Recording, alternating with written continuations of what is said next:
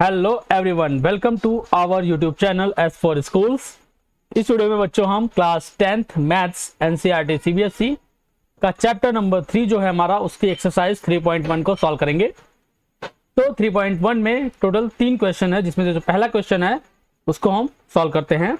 पहला क्वेश्चन का जो स्टेटमेंट है वो ये है, Aftab tales his daughter 7 years ago I was 7 times old as you were then। पहला स्टेटमेंट ये है। दूसरा है 3 years from now I shall be 3 times as old as you will be। पहले स्टेटमेंट में आफ्ताब उसके डॉटर को कहता है कि 7 years ago 7 साल पहले I was 7 times as old as you were then। मैं तुम्हारे से 7 गुना ज्यादा उम्र थी मेरी, ठीक है। एंड 3 years from now आज से 3 साल के बाद I shall be 3 times as old as you will be। आज से 3 साल के बाद मैं तुम्हारी उम्र का 3 गुना होऊंगा, ठीक है। अब इस जो वर्ड प्रॉब्लम है इसको हम सॉल्व कैसे करेंगे। सबसे पहले इसका जो बेसिक डिटेल्स हमें दी गई है उसको हम इस बॉक्स के अंदर देखेंगे। सपोज हम इस सम्स में क्या करने वाले हैं कि हम प्रेजेंट एज जो है आफ्ताब की हम क्या करेंगे, x मान लेंगे और उसकी डॉटर की y मान लेंगे। तो ये हमारे दो वेरिएबल x और y हो गए। अब जो पहला स्टेटमेंट है उसमें उसने कहा है 7 years ago, मतलब 7 साल पहले की बात हो रही है। तो 7 साल पहले जो उनकी एज होगी उसमें से -7 हम करेंगे। सपोज अगर आज मेरी एज 20 ईयर्स है तो 7 साल पहले कितनी होगी, 13 ईयर्स। तो मैंने क्या किया, -7 किया, तब 13 आया।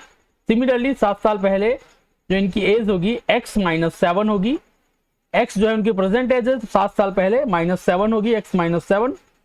सिमिलरली लड़की की भी एज जो होगी वो 7 साल पहले -7 करेंगे तो y -7 हो जाएगी।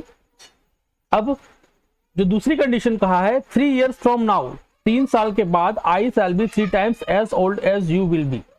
अब 3 साल के बाद जो प्रेजेंट एज, जो 3 साल के बाद जो एज होगी वो क्या होगी, +3 लगेगा, +3 ऐड होगा। तो सपोज मेरी आज एज 20 है, कोई मुझे पूछता है कि 3 साल के बाद मेरी एज कितनी होगी, तो 23 होगी, मतलब 3 मैंने उसमें ऐड किया हुआ है। सिमिलरली यहाँ पर x के अंदर 3 years ऐड होगा आफ्ताब की एज में, और डॉटर की एज में y के अंदर 3 + y + 3 होगा, ठीक है। अब स्टेटमेंट हम पढ़ते हैं। स्टेटमेंट क्या है कि 7 years ago I was 7 times as old as you। 7 years ago जो था मैं तुम्हारी उम्र का 7 गुना था लड़की के, तो यहाँ पर 7 लग जाएगा, ये हमारा एक स्टेटमेंट बन जाएगा। और 3 years after 3 years I will be 3 times of as old as you, उसके डॉटर के एज का 3 गुना होगा। तो ये दूसरा इक्वेशन बन जाएगा।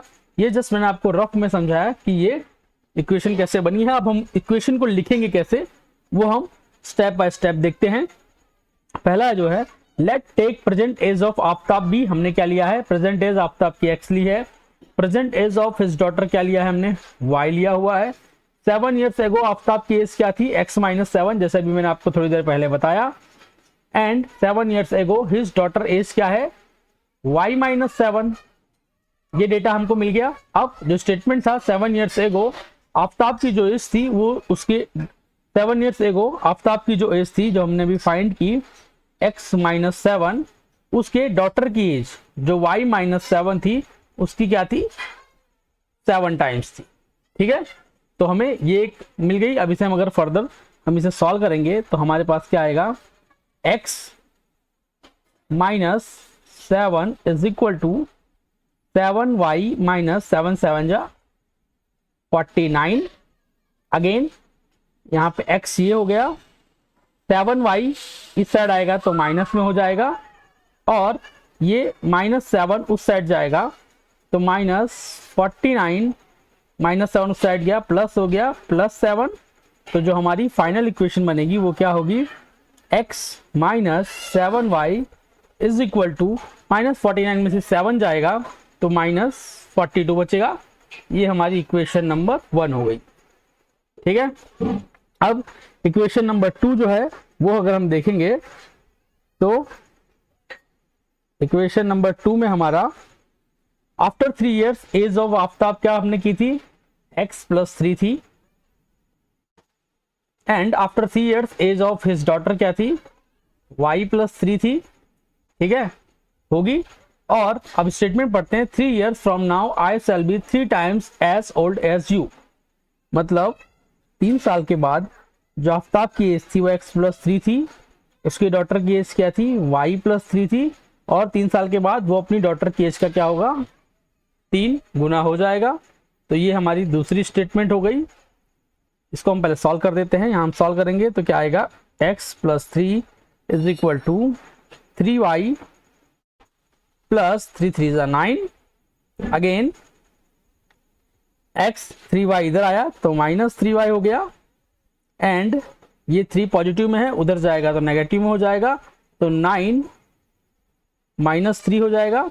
इसे मैं फर्दर अगर मैं लिखना चाहूँ तो क्या हो जाएगा, x - 3y is equal to 9 में से 3 जाएगा जो हमारा, तो वो हो जाएगा 6। ठीक है, x - 3y is equal to 6। ये हमारी हो गई सेकेंड इक्वेशन। अब हमने एल्जेब्रिकली इन दोनों सिचुएशन को रिप्रेजेंट कर दिया, equation number 1 and equation number 2 में। अब हमें इसे ग्राफिकली रिप्रेजेंट करना है। तो ग्राफिकली रिप्रेजेंट करने के लिए हम क्या करेंगे, सबसे पहले हम यहाँ पे हमारी जो पहली इक्वेशन थी वो क्या थी, x - 7y is equal to -42, x - 7y is equal to -42, and जो हमारी दूसरी इक्वेशन थी वो थी x - 3y is equal to 6, x - 3y is equal to 6, x - 3y is equal to 6। अब इसमें हम x की वैल्यूज रखेंगे, जिससे हमें y की वैल्यू मिलेगी, और उसके थ्रू हम जो पॉइंट होगा उस ग्राफ पेपर में दिखाएंगे। ठीक है, अब x की वैल्यू हम अगर 0 रखते हैं, हम x की वैल्यू 0 पहले क्यों लेते हैं, जिससे हमारा जो 2 वेरिएबल का इक्वेशन है, एक वेरिएबल 0 रख लेने से एक वेरिएबल का जो हमारा कैलकुलेशन है वो कम हो जाएगा और हम इजीली कैलकुलेट कर सकेंगे। तो x की वैल्यू आपने 0 ले ली, x की वैल्यू 0 लेने से इक्वेशन नंबर 1 है ये इक्वेशन नंबर 2 है। x की वैल्यू 0 ले लेने से जो हमारा ये 0 हो गया, यहाँ पर 7y इज इक्वल टू -42 हो गया, यहाँ पर -7y इज इक्वल टू -42 आया, माइनस और माइनस दोनों साइड के कैंसिल हो जाएंगे। y की वैल्यू क्या आएगी, 42/7, 7 6 जा 42। ठीक है, मतलब x की वैल्यू 0 रखी तो y की वैल्यू क्या आई, 6 आई। ये जो टेबल मैंने बनाया इसमें आप लिख देंगे, x की वैल्यू 0 रखी तो y की वैल्यू क्या आई, 6 आई है। अब हम जो x की वैल्यू है वो हम क्या रखेंगे, अब x की वैल्यू जब भी आपको, एक तो 0 रख दिया आपने, अब आपको दूसरी वैल्यू सोचनी है ना, तो आपको मैं सोचने का तरीका बताता हूँ कि सपोज अगर आप x की वैल्यू यहाँ पर 7 रख देते हैं, ठीक है, तो ये जो 7 है ये इस साइड जाएगा, तो सपोज पॉजिटिव में होगा, तो पॉजिटिव में होने के वजह से यहाँ जाएगा नेगेटिव में हो जाएगा, तो नेगेटिव में जाने के बाद वो ऐड हो जाएगा, -42 और -7, माइनस और माइनस दोनों ऐड हो जाएंगे तो -49 हो जाएगा, और -49 जो है वो 7 से डिविजिबल है, तो y की वैल्यू जो है वो आपकी इंटीजर के फॉर्म में आएगी। ठीक है, आप चाहें तो +7 की जगह -7 भी ले सकते हैं। -7 जब आप लेंगे तो यहाँ -42 में से -7 यहाँ जाके प्लस हो जाएगा तो 35 आएगा, तो अगेन वो 7 से डिविजिबल होगा। तो हमें इस तरह का नंबर सोचना है, क्योंकि 7 जो है मल्टीप्लीकेशन में है, जब आप इसे सॉल्व करेंगे तो बाद में डिवीजन में जाएगा, और 7 जब डिवीजन में जाएगा तो वो उसको पूरी तरह से डिविजिबल कर देगा, तो हमारा जो x या हमारा जो y का वैल्यू आएगा वो इंटीजर में आएगा। ठीक है, इंटीजर में वैल्यू आने से हमें फायदा ये होगा कि हम इसे इजीली प्लॉट कर सकते हैं। ठीक है, तो यहाँ मैंने x की वैल्यू सपोज -7 ले ली है, तो x की वैल्यू मैंने यहाँ पर -7 ले ली है। x की वैल्यू -7 लेने से यहाँ पर क्या आ जाएगा, x की वैल्यू जगह -7, -7y इज इक्वल टू -42। अब -7y यहाँ पर है, ये -7 उधर गया तो +7 हो गया। अगेन -7y -42 में से +7 जाएगा तो -35 बचेगा, ये माइनस और ये माइनस कैंसिल आउट हो जाएंगे, और y की वैल्यू जो है 35 अपॉन जब हम 7 करेंगे तो 7 5 जा 35। ठीक है, तो अगेन हम लिख देंगे x की वैल्यू मैंने क्या ली, -7 ली है तो y की वैल्यू जो है मेरे पास वो आई है, x की वैल्यू -7 ली है तो y की वैल्यू मेरे पास क्या आई है, 5 आई हुई है। ठीक है, अब सिमिलरली हम ये वाले इक्वेशन में भी हमें 2 पॉइंट चाहिए। 2 पॉइंट जब हमें चाहिए रहेगा तो हम यहाँ पर x की वैल्यू, जैसे मैंने आपको बताया, 0 ले लेंगे। x की वैल्यू जब हम 0 लेंगे तो इक्वेशन में x की वैल्यू 0 हो गई है। यहाँ पर -3y = 6 है। अब x की वैल्यू ये -3y = 6 है। यहाँ पे y बचेगा, ये माइनस यहाँ मल्टीप्लिकेशन में है, वहाँ जाके डिवीजन में हो जाएगा, यहाँ माइनस लग जाएगा। 3 1 जा 3, 3 2 जा 6, तो यहाँ पे -2 आ जाएगा। मतलब x की वैल्यू जब आपने 0 ली है तो y की वैल्यू क्या आई है, -2 आई हुई है। सिमिलरली मैं यहाँ पर x की वैल्यू अब 3 ले लेता हूँ। चलो -3 ले लेता हूँ मैं, x की वैल्यू -3 मैं लूँगा। सिमिलरली यहाँ भी जो मैंने भी आपको कॉन्सेप्ट बताया कैसे वैल्यू लेना है, वही सिमिलरली यहीं भी वहाँ पर भी यहाँ पर भी वही कॉन्सेप्ट है। x की वैल्यू मैंने -3 ली, तो यहाँ पे x की वैल्यू -3y = 6 हो गया है। यहाँ पे -3, ये -3 वहाँ पर जाएगा तो 6 माइनस प्लस 3 हो जाएगा। और y की जो वैल्यू है वो 6 + 3 9, और यहाँ पे माइनस में 3 आ जाएगा। 3 1 जा 3, 3 3 जा 9, y की वैल्यू -3 हो जाएगी। तो x की वैल्यू आपने क्या ली, -3, y की वैल्यू क्या आई, y की वैल्यू आई -3। ठीक है, x की वैल्यू -3 ली है तो y की वैल्यू -3 आई है। अब मैं तो अब जो हमें x और y की 2 डिफरेंट वैल्यूज मिली है उसे हम ग्राफ के ऊपर ड्रॉ करेंगे। ठीक है, जब हमने x की वैल्यू 0 ली थी तो y की वैल्यू क्या आई है, y की वैल्यू आई है 6। तो x की वैल्यू 0 ये रही, x की वैल्यू 0 ये रही। जब x की वैल्यू 0, y की वैल्यू क्या है, 6 है। एक पॉइंट हमको यहाँ पर मिल गया, x की वैल्यू 0 और y की वैल्यू 6।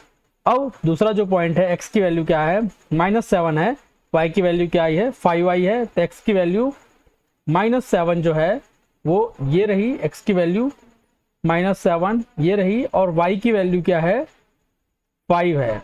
x की वैल्यू x की लाइन पे -7 ये रहा, और y की वैल्यू क्या आई है, 5 आई है, वो ये रही, y की लाइन पे 5 ये रही। तो जब आप पॉइंट लेंगे यहाँ पर जाकर एक पॉइंट आपका मिलेगा इस जगह पर, ये जो पॉइंट आएगा वो आएगा यहाँ पर, एक पॉइंट आ जाएगा।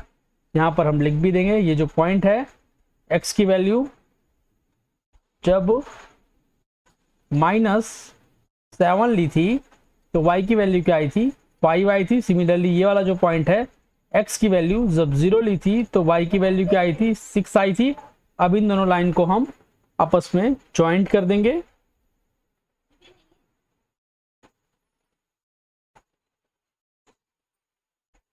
तो एक हमारा स्ट्रेट लाइन ये मिल गया हमारी एक इक्वेशन से। इस इक्वेशन से हमें ये वाली हमें एक लाइन मिली है। अब सिमिलरली इस जो हमारे एक्सप्रेशन थी, इससे हमने जो 2 पॉइंट हमको मिले हैं x और y के, उसके थ्रू हम एक दूसरा लाइन ड्रॉ करेंगे। ठीक है, तो इसमें जब x की वैल्यू 0 है तो y की वैल्यू क्या आई है, -2 आई हुई है। x की वैल्यू 0 ये रहा, x की लाइन 0 ये रहा, y की वैल्यू क्या है, -2 है। एक पॉइंट जो है हमको वो यहाँ पर मिल जाएगा, एक पॉइंट इस जगह पर मिल जाएगा हमको। यहाँ पर हम लिख भी देंगे कि x की वैल्यू जब 0 थी तो y की वैल्यू क्या आई थी, -2। सिमिलरली दूसरा पॉइंट, x की वैल्यू -3 थी तो y की वैल्यू भी -3 आई थी। मतलब x की लाइन ये रही, -3 ये रहा, x की लाइन पे -3 यहाँ पर है, और y की लाइन पे -3 यहाँ पर है। x की लाइन पे -3 ये वाला रहा, y की लाइन पे -3 ये रहा, और जब हम इसे यहाँ पे करेंगे तो हमें इस जगह पर एक पॉइंट मिलेगा। तो वो जो पॉइंट हमें मिलेगा वो यहाँ पर मिलेगा एक पॉइंट। इस पॉइंट का हम लिख भी देंगे यहाँ पर कि x की वैल्यू यहाँ पर क्या थी, -3 थी, तो y की वैल्यू भी -3 आई थी। अब हम इन दोनों पॉइंटों को आपस में ड्रॉ कर देंगे।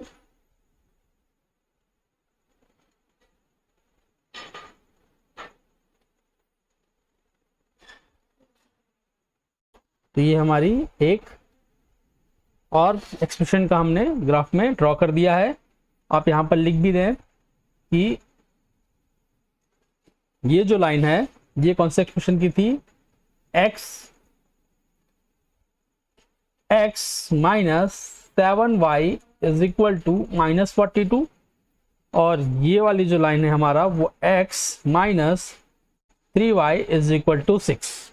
ठीक है, तो होपफुली आपको ये वाला जो क्वेश्चन नंबर 1 है एक्सरसाइज 3.1 का ये समझ में आ गया होगा। अब हम एक्सरसाइज 3.1 का क्वेश्चन नंबर 2 सॉल्व करते हैं। देखते हैं क्वेश्चन नंबर 2 क्या है। क्वेश्चन नंबर 2 में है the coach of a cricket team buy 3 bat and 6 ball for 3900 rupees and later she buys another bat and 3 more balls of the same kind of 1300 rupees.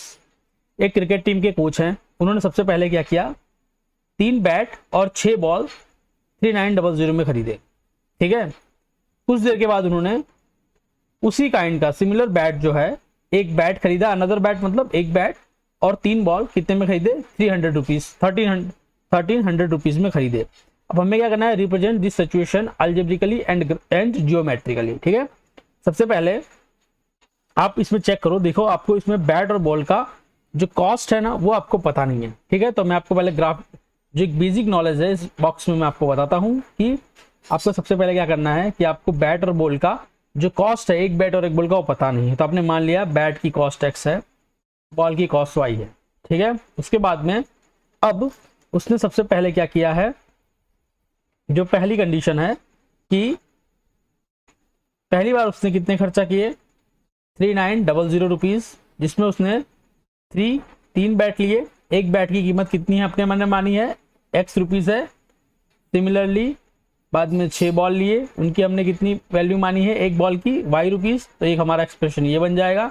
दूसरा जो रहेगा, दोबारा उन्होंने जो अनदर बैट और 3 मोर ball उन्होंने परचेस की, उसके लिए उन्होंने कितना दिया, 1300 रुपीज, जिसमें उन्होंने एक बैट लिया जिसकी वैल्यू हम ऑलरेडी x मानी है हमने, और जिसकी एक बैट की कॉस्ट x रुपीज है। और उसके बाद में उन्होंने 3 बॉल लिए जिसमें से एक बॉल की कॉस्ट कितनी थी, y रुपीज, 3 बॉल की कॉस्ट 3y, यहाँ पे एक बैट की कॉस्ट 1x। तो यहाँ पर ये दोनों मिलाकर टोटल 1300 उन्होंने मतलब पे किए थे। तो ये दो इक्वेशन हमारी बन जाएगी। अब इसे हम लिखेंगे कैसे वो बताते हैं। देखो यहाँ पर लिखा है 3 बैट प्लस 6 बॉल के लिए उन्होंने कितने खर्चे किए, 3900 रुपीज। ठीक है, 1 बैट 3 बॉल के लिए उन्होंने कितने खर्चे किए, 1300 रुपीज। ये दिया हुआ है हमारे क्वेश्चन के अंदर। अब कॉस्ट ऑफ अ बैट, एक बैट की कॉस्ट हमने क्या मान ली, x रुपीज। ठीक है, और बॉल की कॉस्ट, एक बॉल की कॉस्ट क्या मान ली हमने, y रुपीज मान ली। ठीक है, अब सिंपली हमें जो हमारी पहली कंडीशन है लिख देंगे according to the question, according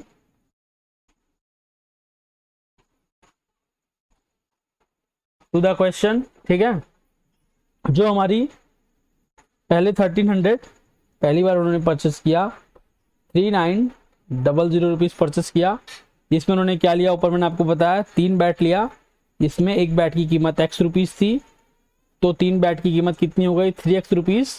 similarly उन्होंने 6 बॉल लिए, एक बॉल की कीमत y रुपीज थी, 6 बॉल की हो गई 6 × y, और टोटल उन्होंने प्लस निशान लगा के 3900 रुपीज खर्चा किए। ये हमारी एक इक्वेशन बन गई। इसको हम प्रॉपर तरीके से लिखें तो लिख देंगे 3x plus 6y is equal to 3900। ये हमारी इक्वेशन नंबर 1 होगी। इक्वेशन नंबर 1 को हम चाहें तो फर्दर भी सिंप्लीफाई कर सकते हैं। इक्वेशन नंबर 1 को अगर हम यहाँ से 3 कॉमन निकाल लेंगे तो अंदर बचेगा x प्लस 2y यहाँ पे, और इज इक्वल टू हमारा बचेगा 3900। अब ये 3 यहाँ पर जो है वो मल्टीप्लिकेशन में है, यहाँ पर जाएगा तो डिवीजन में हो जाएगा। Again x plus 2y is equal to 3900 upon 3, और 3 1 जा 3, यहाँ पे 3 1 जा 3, 3 3 जा 900, तो फाइनल आएगा वो आएगा x plus 2y is equal to 1300। ये हमारा क्वेश्चन नंबर 1 जो है फाइनली हमने इसको सॉल्व करके ये आएगा x plus 2y is equal to. अब इक्वेशन नंबर 2 हम देखेंगे। इक्वेशन नंबर 2 हम यहाँ से फॉर्म करेंगे। उन्होंने एक बैट परचेस किया, एक बैट की वैल्यू हम ऑलरेडी मान चुके हैं x रुपीज़ है, प्लस उन्होंने 3 बॉल परचेस किया, एक बॉल की कीमत y, एक बॉल की कीमत y रुपीज़ है, तो 3 बॉल की 3 इंटू वाई हो जाएगा, और इन टोटल के लिए उन्होंने कितने रुपीज़ दिए 1300। ये हमारी इक्वेशन नंबर 2 बनेगी। तो यहाँ पर हम तो ठीक तरीके से लिख देते हैं x plus 3y is equal to 1300। ये हमारी एक्सप्रेशन नंबर 2 हो गई है। अब हमने इसे अलजेब्रिकली तो बना दिया है, 2 इक्वेशन हमने।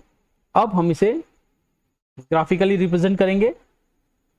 ग्राफिकली रिप्रेजेंट करने के लिए मैंने सिमिलरली दोनों इक्वेशन लिख दी है, ठीक है। अब आप इसमें देखेंगे कि अब इससे पहले हम x की वैल्यू 0 लेते थे या फिर थोड़ा कम नंबर लेते थे, लेकिन यहाँ पर आप देखेंगे कि ये वैल्यूज जो है ना वो ज़्यादा हैं, ठीक है। 1300 है इज इक्वल टू में, उसमें तो आपने देखा होगा कि वैल्यूज थोड़ी कम आती थी। जैसे अभी ये इक्वेशन अगर हम ले लें इससे पहले वाली, तो जो इक्वेशन थी वो 7 10 के अंदर ही नंबर्स रहते थे, लेकिन यहाँ पे नंबर्स जो हैं वो ज़्यादा हैं। तो हम क्या करेंगे, अब x की वैल्यू जो है ना वो थोड़ी बड़ी लेंगे, 100 लेंगे, 200 लेंगे, ठीक है, जिससे हमारा इक्वेशन जो है वो इजीली सॉल्व हो जाए। तो यहाँ पर मैंने x की वैल्यू जो ली है वो मैंने सबसे पहले 100 ली हुई है, ठीक है। x की वैल्यू अगर मैं 100 लेता हूँ तो इस x में अगर मैं 100 रख दूँ, ऊपर जो मेरी इक्वेशन नंबर 1 है plus 2y is equal to 1300, ये 100 उस साइड जाएगा, तो 1300 माइनस 100 हो जाएगा। अब यहाँ पर 1300 में से 100 जाएगा तो क्या बचेगा 1200, और ये 2 जो है यहाँ मल्टीप्लिकेशन में है, यहाँ आ गया डिवीजन में आ जाएगा, तो y की वैल्यू कितनी आएगी 2 6 12 मतलब 600 आएगी, ठीक है।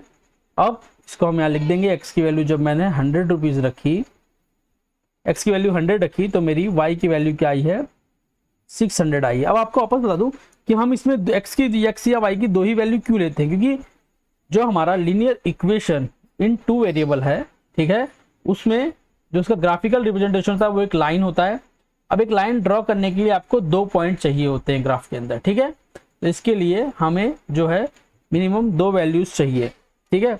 हम चाहें तो x की तीसरी वैल्यूज भी ले सकते हैं, कोई इशू नहीं, लेकिन मिनिमम में 2 तो चाहिए ही, ठीक है।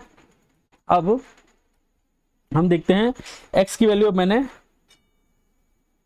200 रुपीज़ ले ली है, 200 ले ली है। 200 लेने की वजह से यहाँ पे आप अगेन रखेंगे 200 plus 2y is equal to 1300, यहाँ पे 2y इज इक्वल टू 1300 में से जब 200 जाएगा तो यहाँ पे आपको क्या बचेगा 1100, और y में से जो 2 है वो यहाँ पर आ जाएगा, और यहाँ पे आपकी y की वैल्यू जो आएगी वो आएगी 550, ठीक है। तो आपने जब x कितना रखा 200, y की वैल्यू क्या आई 550 आई है, ठीक है।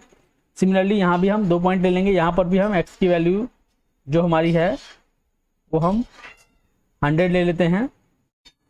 x की वैल्यू 100 ली, तो यहाँ पर क्या हो गया 100 plus 3y is equal to 1300, ये 100 उस साइड जाएगा, यहाँ पे हो जाएगा 3y इज इक्वल टू 1200, और y की वैल्यू 1200 अपॉन 3 आएगा, तो 3 4 जा 12 400 आएगा y का वैल्यू। तो x का वैल्यू जब आपने यहाँ पे 100 लिया तो y का वैल्यू क्या आया 400 आया, ठीक है। सिमिलरली अब मैं यहाँ पे x की वैल्यू 400 ले लेता हूँ।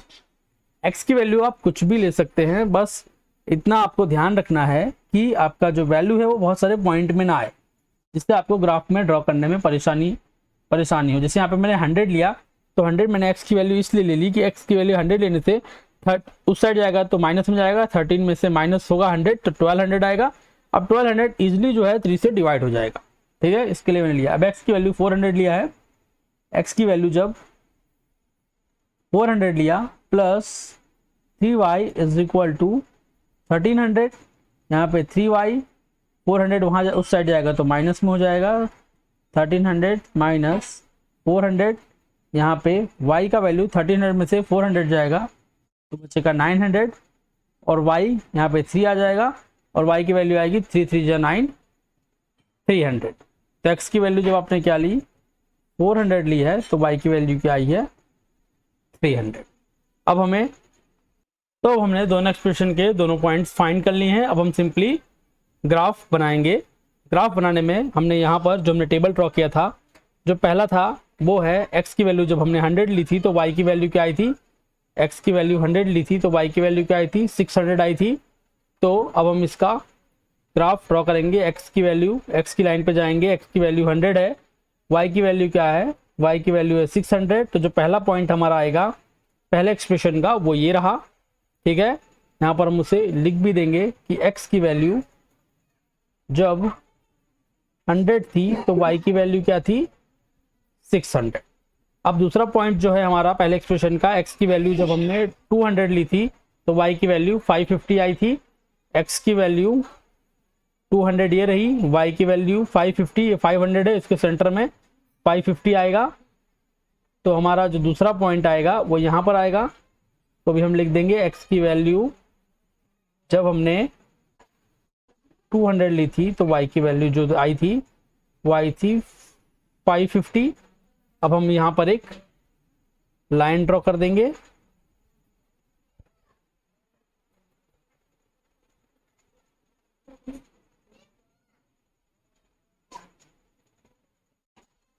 ठीक है। एक्सप्रेशन नंबर 1 का है वो ड्रॉ हो चुका है हमारा। अब हम एक्सप्रेशन नंबर 2 जो है हमारी उसके पॉइंट को हम आपस में कनेक्ट करेंगे। एक्सप्रेशन नंबर 2 हमारा क्या है, x प्लस 3y, उसमें जब हमने x की वैल्यू 100 रखी थी तो y की वैल्यू क्या आई थी, y की वैल्यू आई थी 400। x की वैल्यू 100 कहाँ है, x की वैल्यू 100 ये रही, और y की वैल्यू क्या आई थी 400 आई थी। मतलब जो पहला पॉइंट आएगा वो आएगा यहाँ पर, x की वैल्यू 100, y की वैल्यू 400, पहला पॉइंट यहाँ पर आएगा। सिमिलरली x की वैल्यू जब 400 थी तो y की वैल्यू 300 आई थी, x की वैल्यू 400 ये रही, y की वैल्यू 300 यहाँ पर आएगी। तो एक पॉइंट जो मिलेगा हमको वो यहाँ पर मिलेगा। अब हम इन दोनों पॉइंट्स को आपस में कनेक्ट कर देते हैं।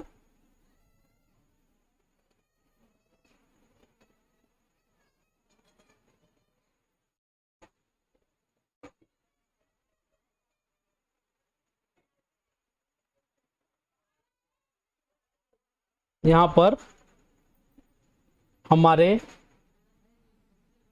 दोनों पॉइंट्स को हमने कनेक्ट कर दिया है। हम चाहें तो यहाँ लिख भी सकते हैं, हमारा ये जो लाइन था ये कौन से एक्सप्रेशन का था, x plus 2y is equal to 1300, और जो हमारी ये वाला है ग्राफ जो हमने ड्रॉ किया था, ये दो पॉइंट कनेक्ट किया था, ये था हमारा x plus 3y is equal to 1300 का, ठीक है। तो फुली आपको क्वेश्चन नंबर 2 जो है वो समझ में आ गया होगा। अब हम क्वेश्चन नंबर 3 सॉल्व करते हैं। क्वेश्चन नंबर 3 में जो है वो है the cost of 2 kg of Apple and 1 kg of grapes on a day was found 160 rupees, ठीक है। मतलब 2 kg एप्पल और 1 kg ग्रेप्स का एक दिन जब खरीदा तो वो कॉस्ट था 160 रुपीज। एक महीने के बाद जो कॉस्ट था 4 kg Apple, after a month the cost of 4 kg Apple and 2 kg of grapes is 1300 rupees. Represent this situation algebraically and geometrically, हमें इस सिचुएशन को रिप्रेजेंट करना है। तो हमें टोटल वैल्यू तो पता है, लेकिन 1 किलो ग्रेप्स और 1 किलो एप्पल का जो वैल्यू होना चाहिए वो हमें पता नहीं। तो 1 kg कॉस्ट जो होती है ना एप्पल की, उससे हम क्या मान लेंगे x रुपीज, ठीक है, x रुपीज, और 1 kg ग्रेप्स का जो वैल्यू है वो हम मान लेंगे y रुपीज, ठीक है। अब इससे क्या होगा कि आपने जब पहली बार उन्होंने एप्पल खरीदा तो क्या खरीदा था 160 रुपीज का, जिसमें उन्होंने 2 kg एप्पल लिए थे, तो 2 kg में 1 kg एप्पल का वैल्यू क्या है, x। 1 kg एप्पल की कॉस्ट x रुपीज़ पर kg है, तो ये 2x हो जाएगा। प्लस उस दिन उन्होंने 1 kg ग्रेप्स खरीदे थे, 1 kg ग्रेप्स की कीमत हमने y मानी है, तो ये हमारी एक्सप्रेशन हमको यहाँ से मिल जाएगी। दूसरी एक्सप्रेशन जो होगी, जब उन्होंने 1 मंथ के बाद खरीदा 4 kg खरीदा, जिसमें से 1 kg का हमने x रुपीज़ माना हुआ है, और उन्होंने 2 kg ग्रेप्स खरीदे जिसकी हमने 1 kg की वैल्यू जो है वो y मानी हुई है। टोटल उन्होंने 300 रुपीज़ जो है वो उनकी कॉस्ट आई है, टोटल कॉस्ट। तो ये दूसरी एक्सप्रेशन हम इस तरह से हमें मिल जाएगा। अब हम इसे क्वेश्चन कैसे प्रॉपर लिखेंगे वो देखते हैं। क्वेश्चन अगर हम प्रॉपर लिखेंगे तो लिखेंगे 2 kg Apple plus 1 kg grapes का जो उन्होंने टोटल कॉस्ट दिया था वो क्या आया था, 160 रुपीज़।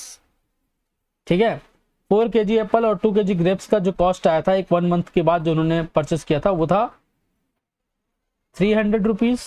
ठीक है, अब let the cost of 1 kg Apple जो हमने माना है वो क्या है, x रुपीज़ माना है 1 kg का। The cost of 1 kg grapes भी हमने y रुपीज़ माना हुआ है। ठीक है, अब हम लिख देंगे अकॉर्डिंग टू क्वेश्चन,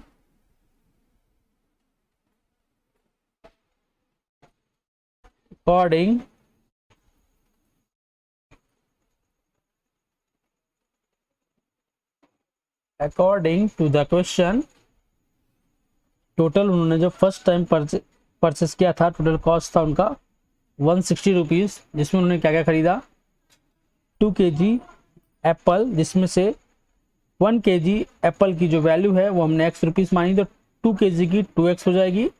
साथ में उन्होंने 1 kg ग्रेप्स खरीदा, जिसमें 1 kg ग्रेप्स की हम जो कॉस्ट है वो y रुपीज़ मान चुके हैं। ठीक है, तो इन दोनों की जो उन्होंने परचेस खरीदी की वो टोटल कितनी पड़ी, 160 रुपीज़ में। तो हम थोड़ा और प्रॉपर लिख देंगे, तो 2x plus 3y is equal to 160 rupees. ये हमारी इक्वेशन नंबर 1 हो गई है।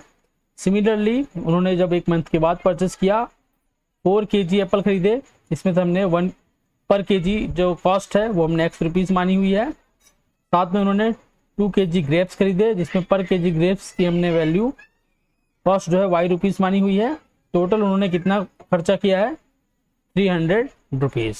ठीक है, तो हम ठीक से लिखेंगे 4x plus 2y is equal to 300 rupees. ठीक है, ये हमारी इक्वेशन नंबर 2 हो गई है। मतलब हमें अलजेब्रिकली हमने ये जो इक्वेशन था उसे क्या नाम है, रिप्रेजेंट कर दिया है। अब हमें जियोमेट्रिकली करना है। जियोमेट्रिकली करेंगे हम।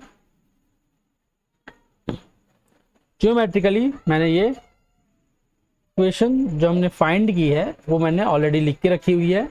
अब यहाँ पर हम x की वैल्यू जो है वो सिमिलरली 0 ले सकते हैं। ठीक है, क्योंकि इतनी ज़्यादा वैल्यूज़ है नहीं। ठीक है, x की वैल्यू मैंने 0 ले ली है, तो यहाँ पे 2 into 0 plus y is equal to 160 हो गया है।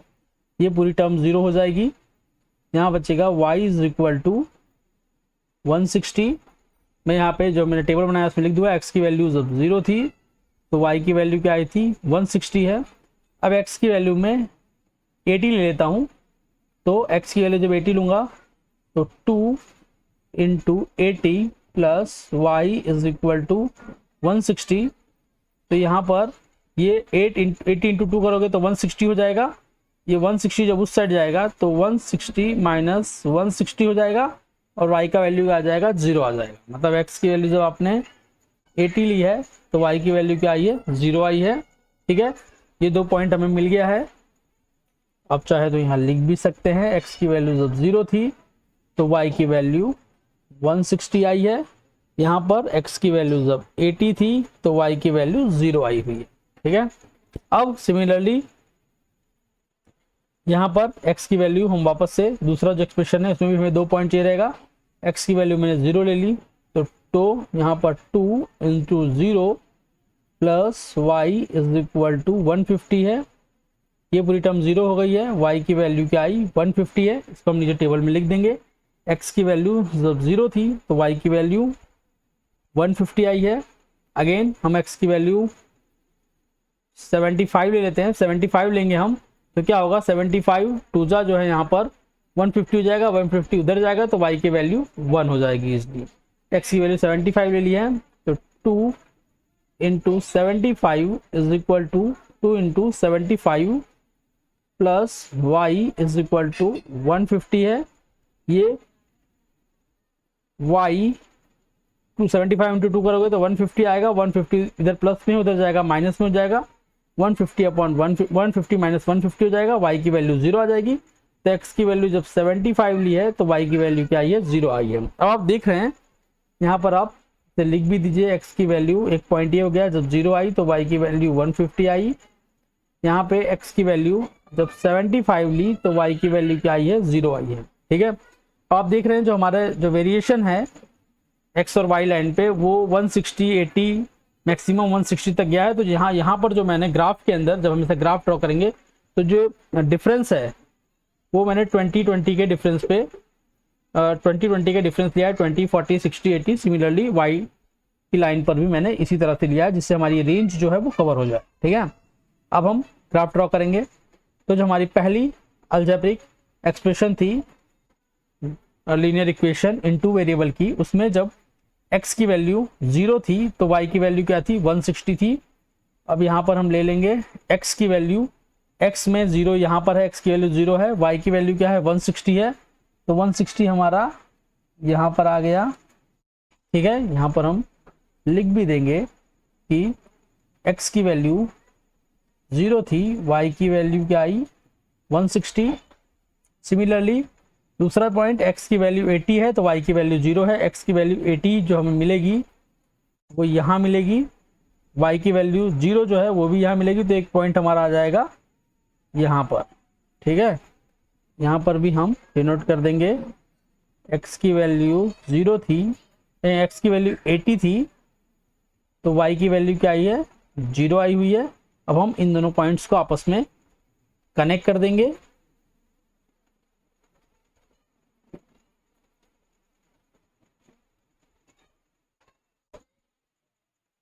इन दोनों पॉइंट्स को हम आपस में कनेक्ट कर देंगे और हमारा पहला एक्सप्रेशन का ज्योमेट्रिकल रिप्रेजेंटेशन था वो हमने कर दिया है। अब सेकंड एक्सप्रेशन जो है उसका ज्योमेट्रिकल रिप्रेजेंटेशन हम करेंगे। तो जो हमारा पहला पॉइंट है, जब x की वैल्यू 0 ली थी तो y की वैल्यू 150 आई थी। तो यहाँ पर x की वैल्यू 0, ये रहा, x की लाइन पे 0 ये रहा, और y की वैल्यू जो है वो कितनी आई है, 150 आई है। तो ये रहा 140, इसके हाफ में आएगा क्या, 150।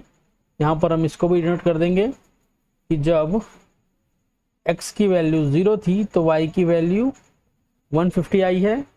सिमिलरली जब हमारा x की वैल्यू 75 थी तो y की वैल्यू 0 आई हुई है। तो अब हम इसको भी डिनोट कर देते हैं।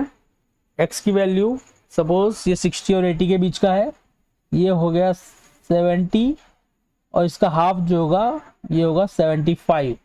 ठीक है, तो x की वैल्यू 75 पे y की वैल्यू 0 आई है। तो मेरा जो पॉइंट आएगा ये आएगा यहाँ पर। ठीक है, अब इन दोनों पॉइंट्स को यहाँ पे मैं लिख भी देता हूँ। ये वाला जो पॉइंट है मेरा, x की वैल्यू जब 75 थी, x की वैल्यू 75 थी तो y की वैल्यू 0 आई है। अब इन दोनों पॉइंट्स को हम आपस में कनेक्ट कर देंगे।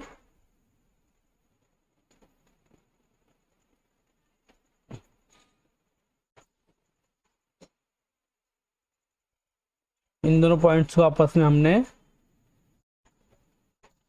कनेक्ट कर दिया है। तो हमारा जो सेकंड एक्सप्रेशन था उसका भी ज्योमेट्रिकल रिप्रेजेंटेशन जो है वो हो चुका है। तो होपफुली आपको जो तीनों सम थे एक्सरसाइज 3.1 के वो समझ में आ गए होंगे। अगर आपको हमारी ये वीडियो अच्छी लगी हो तो हमारे चैनल को लाइक कीजिए, शेयर कीजिए और सब्सक्राइब कीजिए। और हाँ, अपने दोस्तों को भी बताइए जिससे उनका भी मैथ्स इम्प्रूव हो सके। धन्यवाद।